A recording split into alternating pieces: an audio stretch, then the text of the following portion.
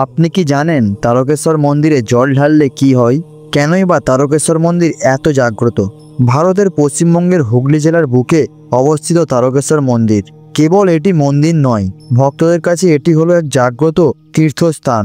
এই মন্দিরে ভগবান শিবের লিঙ্গরূপ বিরাজমান। প্রতিদিন হাজার হাজার মানুষ এখানে আসেন, শিবলিঙ্গে জল ঢালেন এবং প্রার্থনা করেন। বিশেষ করে শ্রাবণ মাসে এই মন্দিরের দৃশ্য অপরূপ হয়ে ওঠে। ভক্তদের বিশ্বাস এখানে স্বয়ং মহাদেব বিরাজমান এবং তার প্রতি সামান্য ভক্তি ভরে জল ঢাললেই মানুষের মনোবাসনা পূর্ণ হয়।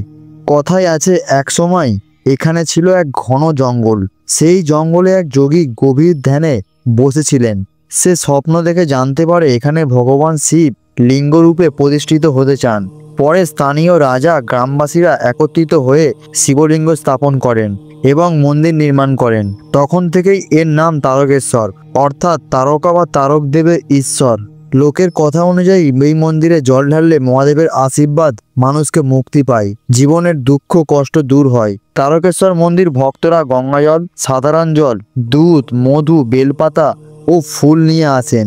ভোর থেকে রাত পর্যন্ত হাজার হাজার ভক্ত একে একে শিবলিঙ্গে জল ঢালেন। ভক্তদের বিশ্বাস, জল ঢাললে রোগ মুক্ত হয়। অনেক ভক্ত বিশ্বাস করেন তারকেশ্বর মন্দিরে জল ঢাললে দীর্ঘদিনের অসুখ দূর হয়।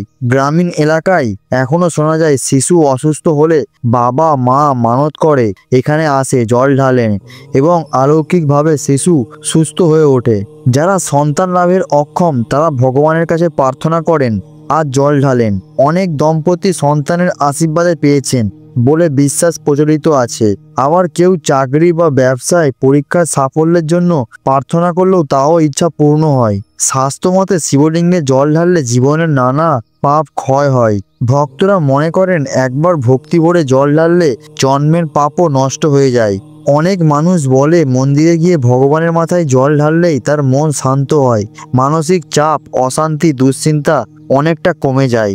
পুরাণে বলা হয়েছে, শিব ভক্ত যদি একবারও ভক্তি ভরে শিবলিঙ্গে জল ঢালে তবে মৃত্যুর পরও সে কাশিতে মুক্তি লাভ করে।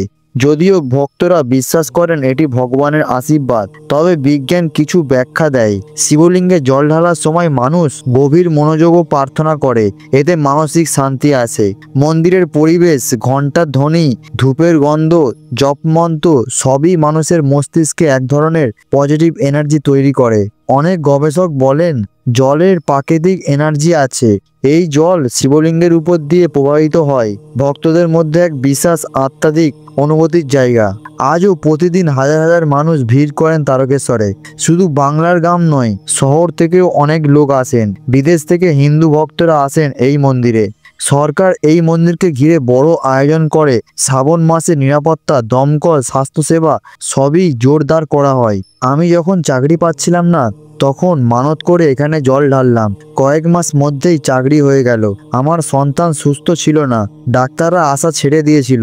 আমি এখানে এসে মানত করি, আজ আমার সন্তান খুবই সুস্থ হয়ে ওঠে। শ্রাবণ মাসে জল না ঢাললে আমার বছরটাই অসম্পূর্ণ লাগে। এই সাক্ষ্যগুলো প্রমাণ করে তারকেশ্বর মন্দিরে জল ঢালার আচার শুধু ধর্মীয় নয়, মানুষের জীবনের সঙ্গেও গভীরভাবে যুক্ত। তারকেশ্বর মন্দিরে জল ঢাললে মহাদেবের আশীর্বাদ করেন, দুঃখ কষ্ট দূর হয়, রোগ মুক্ত হয়, মানসিক শান্তি আসে। আর সবচেয়ে বড় কথা হলো মানুষের বিশ্বাস আরো দৃঢ় হয়। মহাদেব ভক্তি ভরে এক ফোঁটা জল দিলেই তিনি খুশি হন, আর তার দয়া পেলেও অসম্ভবকে সম্ভব হয়ে যায়। আর আপনি যদি মহাদেবের ভক্ত হন, কমেন্ট বক্সে হর হর মহাদেব লিখে অবশ্যই জানাবেন।